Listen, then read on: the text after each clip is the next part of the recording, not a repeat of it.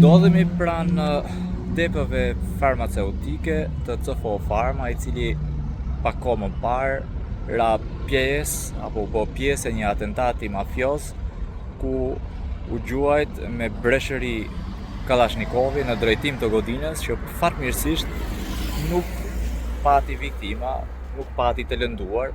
por vetëm do me materiale në fasadën prej xhamit të kësaj kompanie farmaceutike apo depoje farmaceutike.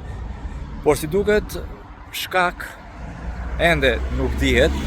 flitet për konkurrencën dhe jo vetëm, por ajo çfarë vlen të theksohet është që pas këtij sulmi, nga ana tjetër CFO Pharma ka marrë një veprim tërësisht të paligjshëm për sa i përket, le të themi, nga një anë sigurisë,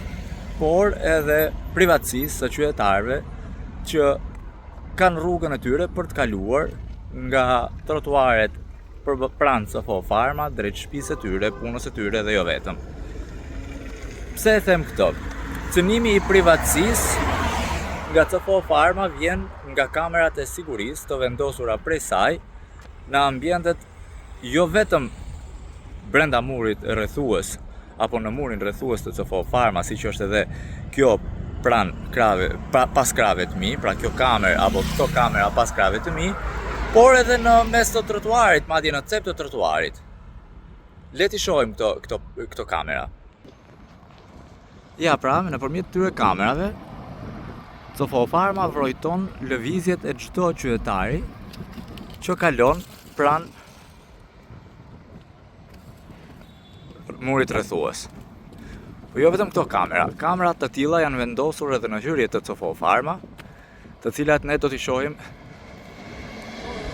pasi të jemi afruar edhe më tej. Pra në hyrjet të CFO Pharma,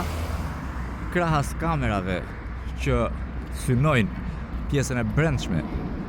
të murit rrethues të kësaj godine apo kësaj depoje farmaceutike, janë vendosur kamerat e reja, si ato që pam pak më herët në mes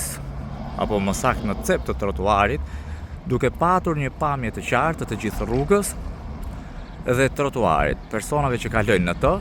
automjeteve që kalojnë në këtë rrugë dhe jo vetëm. Kamerat të rezolucionit të lartë, në fakt vlen të theksohet që disa prej kamerave janë edhe kamera që përdoren edhe nga persona, le të themi, që kanë probleme me drejtësinë apo edhe që janë në hasmëri, pasi mund të identifikojnë targat automjeteve apo mund të identifikojnë edhe vetë personat në momentin që afrohen pikërisht në këtë perimetër. Ja, pra, edhe këtu janë vendosur 3 kamera të tjera që shohin apo vrojtojnë të gjithë rrugën në të gjitha anët e saj, në rrugën dytësore krah autostradës Tiranë-Durrës. Pra këto janë edhe 3 kamera të tjera krahas 2 që pam pak më herët. Thënë ndryshe deri tani 5 kamera të vendosura në ambientet e jashtme të CFO Pharma. Por nuk mjaftojnë vetëm ato 5 kamera, pra kamera të tjera ka sërish të vendosura po ashtu në anën tjetër apo në pjesën ballore të godinës, në pjesën jashtë murit rrethues dhe në qoshet të trotuarit, ku ka, le të themi, ku sheh si kamerë, jo vetëm trotuarin, por edhe të gjithë rrugën dytësore Tiranë-Durrës. Ja ku janë edhe kamera tjera. Edhe 2 kamera të tjera të vendosura pikërisht në këtë zonë. Janë 3 kamera dhe jo 2. Pra 3 kamera të tjera që shërbejnë edhe për të identifikuar persona apo makina që kalojnë në këtë aks rrugor. Nëse kanë apo jo leje të posaçme nga ana e policisë së shtetit, këto mbetet për ta sqaruar vetë CFO Pharma, ndërkohë nga ana tjetër vlen të theksohet që pavarësisht gjithçkaje, kjo është cënim i drejtë për drejtë i privatësisë të çdo kalimtari që zgjedh të kalojë në trotuaret pranë CFO Pharma dhe jo vetëm, por edhe të udhëtarëve të tjerë që zgjedhin të kalojnë me automjetet e tyre drejt Tiranës dhe anasjellta,